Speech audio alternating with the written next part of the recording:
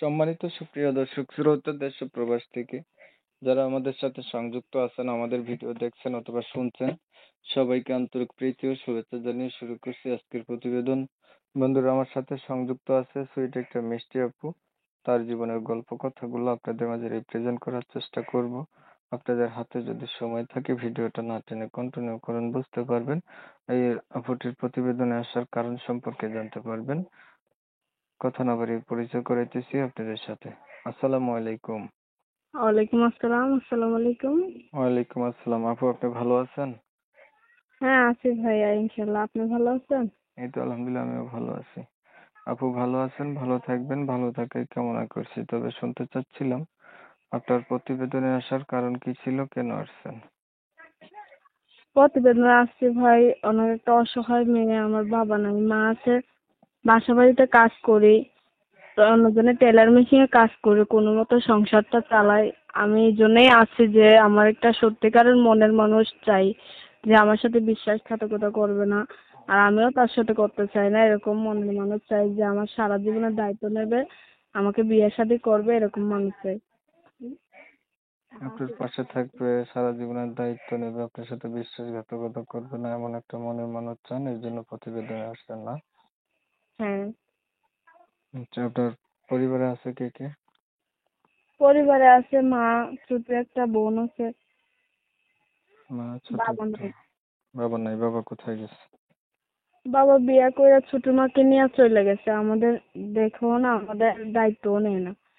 তো অনেক কষ্ট করে মা সংসারটা চালায়, আমিও চালাই। অনেক কষ্ট হয়, বুঝছেন।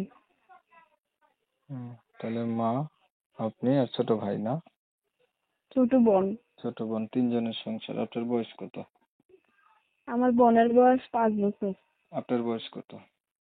18 বছর। বিয়ে হয়েছে আগে? না, বিয়ে শাদী হয়নি, বসবো। কি করেন আপনি?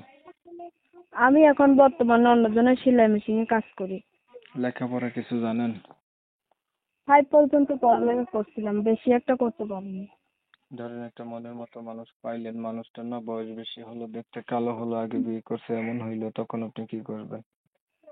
তখন আমি কি করব? যদি সত্যি আমাকে ভালোবাসে তাহলে তো আমি বয়স দেখে ভালোবাসবো না, যে আমার জীবনের দায়িত্ব নিতে পারবে, আমার দুঃখ কষ্টটা শেয়ার করে নিতে পারবে, আমার সুখগুলো সে আমাকে মানে কি পূরণ করে দিতে পারবে, এরকম একটা মানুষ চাই। তার বয়স দিয়ে আমি কি করব?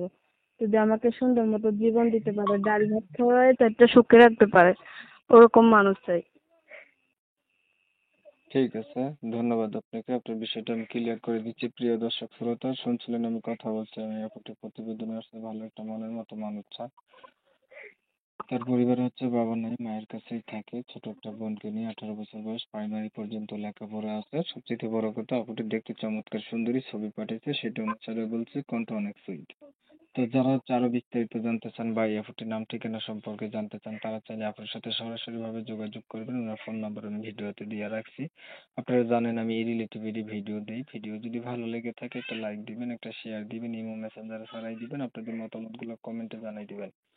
চ্যানেল যদি ভালো লাগে সাবস্ক্রাইব করতে ভুলবেন না। অনেক সময় নিয়ে পাশে থেকে ভিডিও দেখছেন, সবাইকে জানাই এমএসকে টিভির পক্ষ থেকে অসংখ্য ধন্যবাদ। সবাই ভালো থাকবেন, সুস্থ থাকবেন। আল্লাহ হাফেজ।